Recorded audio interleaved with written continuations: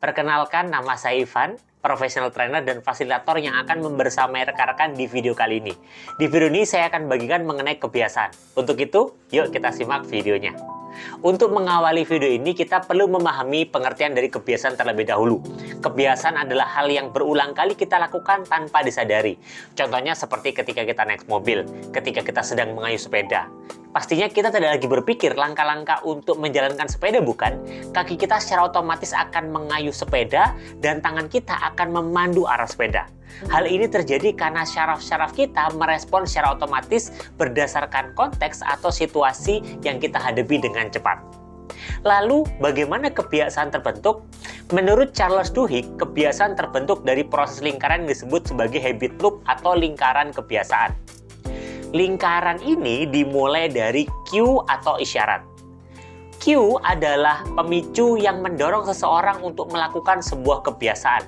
Pemicu ini bisa berupa benda, bau, suara, atau kejadian. Selanjutnya, mulailah terbentuk rutin atau rutinitas. Rutin adalah kebiasaan yang secara otomatis dilakukan setelah munculnya cue.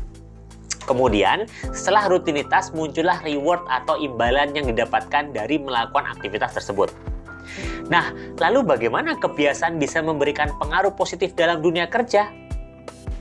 Sebuah kebiasaan dapat menggambarkan pribadi kita sendiri. Jika kita dibentuk oleh berbagai kebiasaan, maka sukses atau gagalnya kita di tempat kerja sangat ditentukan oleh kebiasaan yang kita miliki saat ini. Seperti lingkaran terkait kebiasaan yang sebelumnya dibahas, ketika kita memiliki kebiasaan positif, maka reward yang didapatkan dari kebiasaan itu juga akan positif. Contohnya adalah ketika kita memiliki kebiasaan berolahraga. Karena kita memiliki kebiasaan berolahraga, kita konsisten menjalankan rutinitas olahraga. Maka sebagai reward, tubuh kita pun akan sehat.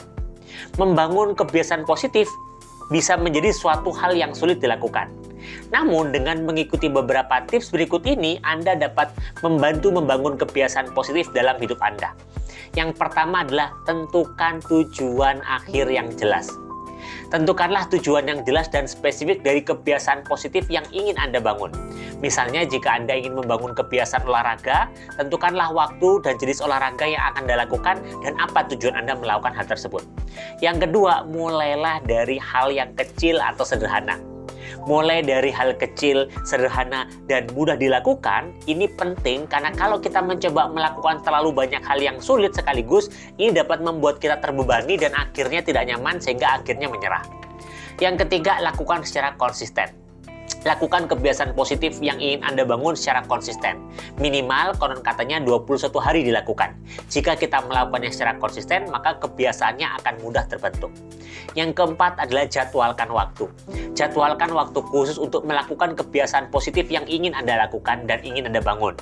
Misalnya Anda ingin membaca buku setiap hari, tentukan waktu tertentu dalam sehari untuk membaca buku tersebut.